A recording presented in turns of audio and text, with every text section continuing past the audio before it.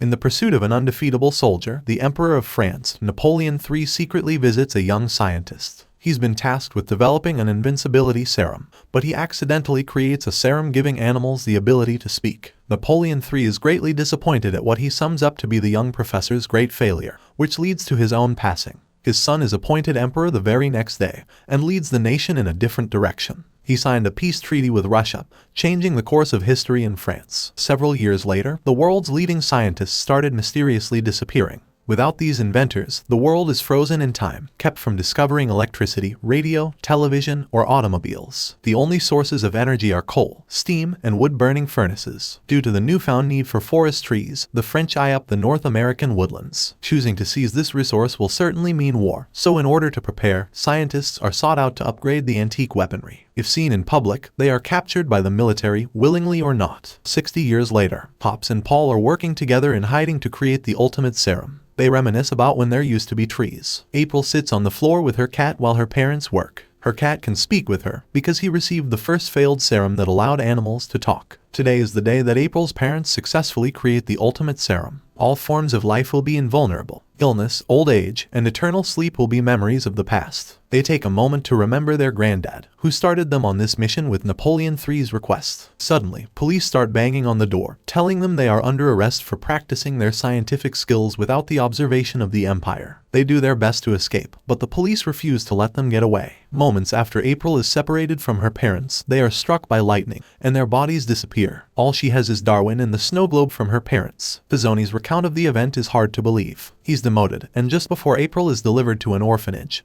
he demands to speak with her. He apologizes about her parents, but quickly demands to know where her grandfather escaped to. She refuses to speak and runs into the streets of France with her cat Darwin. Pizzoni calls out to her, vowing that he'll find her and her grandfather. 10 years later, as April travels through the city, she steals things to get by. She's being tailed by one young man in a red scarf. She loses him before rejoining her old feline companion, updating him on the new bridge that was created between England and France, and another scientist that disappeared in Rome. Darwin is accepting his inevitable fate and encourages April to go on adventures without him. She swears she's going to find the right serum and cure him. The cat reminds her that it's okay to let new people in her life, that it's unlikely they'd be suddenly taken from her. She tries giving Darwin a dose of serum potential, but it doesn't work because she needs a few more ingredients. She brings him to the fair, where they have some fun before she is nearly caught for stealing the necessary ingredients. That's when the boy Pizzoni hired out of jail to tail April steps in, following his orders to help her get away with stealing. He greets her with a kiss on the lips, disarming her enough to help her hide what she stole. The boy asks if does magic with this stuff too, and adds that he'd love to see her place. She thanks him for helping her, but says she doesn't live alone, so they better just leave it at that. Later that night, she gives Darwin a shot of the serum she believes will work. It fails, and after he passes away, she is completely distraught. She blames herself for letting him go outside and add to the shot in his lungs. She hates coal and all the meaningless things in life, so she throws the snow globe that was so dear to her. Unbeknownst to her, Darwin is conscious enough to drink some of the snow globe's leaking fluid. He returns to life, young again. When he tells her what he did, she realizes her parents must have filled the snow globe with the serum they never got to test. During their celebration, the boy from the fair appears in their hideout window, having climbed at least 200 feet to find them. April reluctantly pulls him in, but before she can ask him questions, a spying rat emerges. April's father speaks to her through the rat's tiny technology. He warns her that she's in danger and must get to the oak as quickly as possible. An electric storm cloud just like the one that took her parents quickly approaches the hideout. It starts laser cutting a hole through the metal, so they make their urgent escape.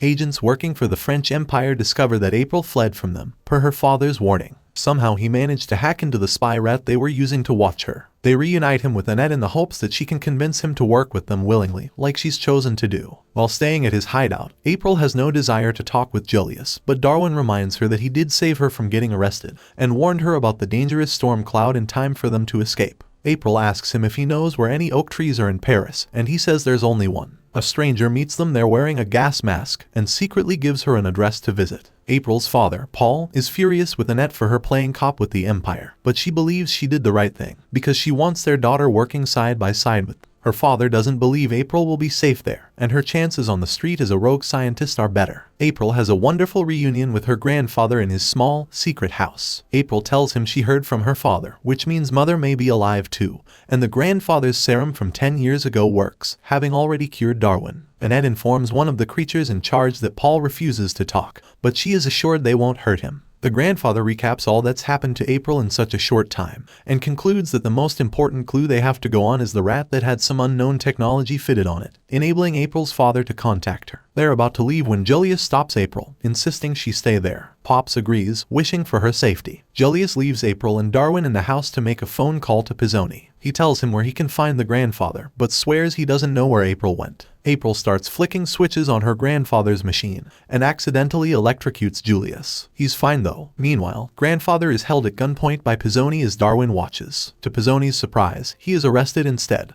for practicing as an inspector when he was demoted 10 years ago. Pops gets the opportunity to tell Darwin a message for April. Julius tries to leave April, claiming it's for the best, while a new spy rat secretly appears. Before Julius leaves, Darwin returns and tells her that Pops was arrested. Pizzoni is thrown into a cell and Pops is told he'll be working as a scientist for the Empire to help them win the war for trees in North America. April and Darwin investigate where Pops said he was being taken when the same red laser as before appears, with soldiers closing in on them. Darwin recalls the name of a country Pops said to him, and finds a secret button on the globe that armors the house. Then, a recorded voice instructs them on how to fly the house to a different location. The storm cloud is revealed to be a flying vehicle in disguise, and April's parents can be heard talking through it. The machine Pops is working on for the Empire is one of the first to use electricity. April and Julius break into the prison underwater, causing flooding in the lab. People search for a way out while April and Julius look for a way in. They find Pops and join him in the flying craft he was working on to escape the lab. As they fly, Pop explains he won't know where they are until he fixes the coordinate system. While he works on it, he questions Julius. He says there's no way Pizzoni would have known his nickname was Pops or where he was going, unless he turned him in.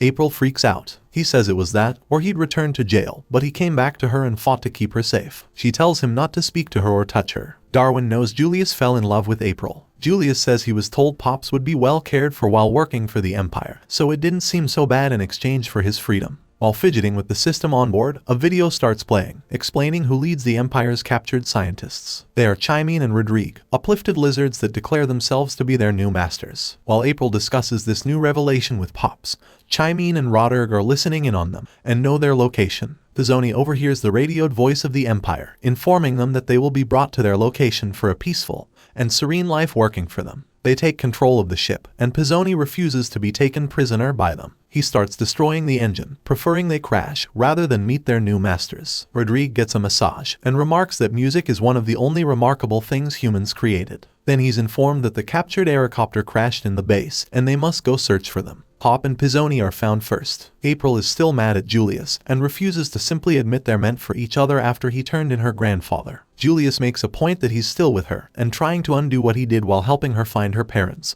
but it doesn't sway her. Pops is put in a cell with Pizzoni, who admits he's behind bars pretty often for a cop. Pop sees his son, Paul, for the first time in 10 years. April and Julius see the scientists being treated as friends to the lizards, and it confuses them. They put on jumpsuits, but it doesn't go like they hoped, and Rodrigue accidentally shoots a power supply. With the power out, father embraces son, and they leave to find April. Paul tells Pizzoni how he might be able to escape out the chimney. April and Julius are told where her father's cell is. On the way there, she finds her mother. She insists they get somewhere safe, and April starts asking her mother questions. But all Annette wants to do is explain how lovely life is there. It's scientists working with animals and dragons in a beautiful, clean, and natural environment. They arrive in front of Rodrigue and Chimene, and April accuses her mom of lying to her. April gives Rodrigue the serum, assuming it's what he wants. He crushes it and says they only want her brain. Chimene interrupts and says they want her serum, the one she made to save Darwin. April is confused, but her mom explains that the serum they made all those years ago was ineffective, and the only one that works is the one she just created. They show her the same rat that Darwin eliminated earlier, alive and well after tasting a sample of her creation. Not only that, but he can regenerate, making him an invincible warrior like Darwin. They tell her she will recreate the serum for their project, and the generator turns on the lights. Their plan is to explode a rocket in space with all the life spores of their plants mixed with her serum,